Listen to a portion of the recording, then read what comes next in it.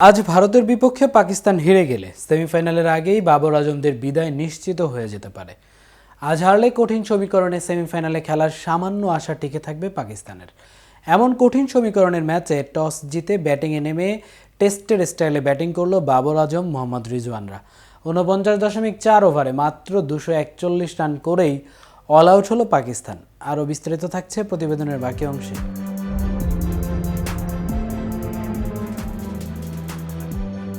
শুরুটা ভালো হয়েছিল, কিন্তু ওপেনিং জুটি ভাঙার পর পাকিস্তানের ইনিংস যে গর্তে ঢুকে গেল।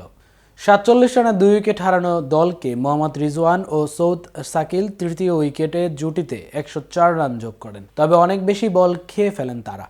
ঠিক যে সময় মেরে কেটে খেলার কথা, তখনই এই দুই সেট ব্যাটার আউট হয়ে গেলেন।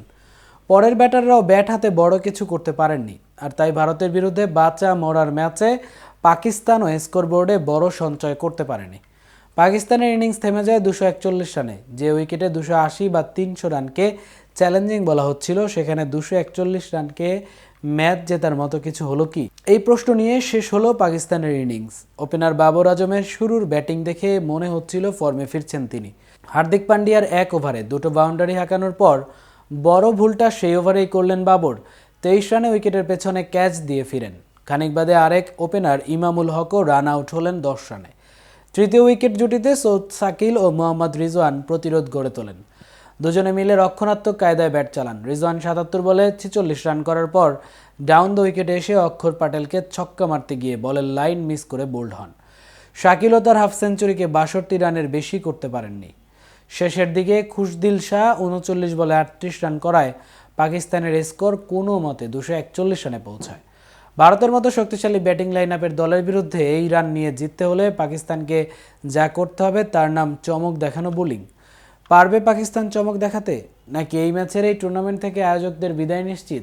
এদিকে দুই চিরপ্রতিদ্বন্দ্বী ভারত পাকিস্তানের এই লড়াই শুধু তাদের মধ্যেই সীমাবদ্ধ থাকছে না, বাংলাদেশের জন্য ম্যাচটি বিশেষ গুরুত্বপূর্ণ। কারণ এই ম্যাচের ফলাফল অনেকটাই নির্ধারণ করবে বাংলাদেশ দলের চ্যাম্পিয়ন্স ট্রফির সেমিফাইনালে ওঠার সম্ভাবনা। রাজনৈতিক বৈরিতা আর ক্রিকেটীয় ঐতিহ্য যেখানে এক হয়ে মিশে যায়, সেই ভারত পাকিস্তান দ্বৈরথের জন্য অপেক্ষা করে পুরো ক্রিকেট দুনিয়া। তবে রাজনৈতিক টানাপোড়েনে দুই দলের দ্বিপাক্ষিক সিরিজ এখন অতীত। আইসিসি বা এসিসি টুর্নামেন্টই এখন এই দুই দলের লড়াই দেখার একমাত্র মঞ্চ। ওয়ানডে ফরম্যাটে ২০২৩ সালের পরে প্রথমবার মুখোমুখি হয়েছে দুই দল। দুবাই আন্তর্জাতিক স্টেডিয়ামে আজকের ম্যাচ দুই দলের জন্যই গুরুত্বপূর্ণ। এতক্ষণ সাথে ছিলাম আমি মামুন। কেটিভির সাথে থাকার জন্য ধন্যবাদ।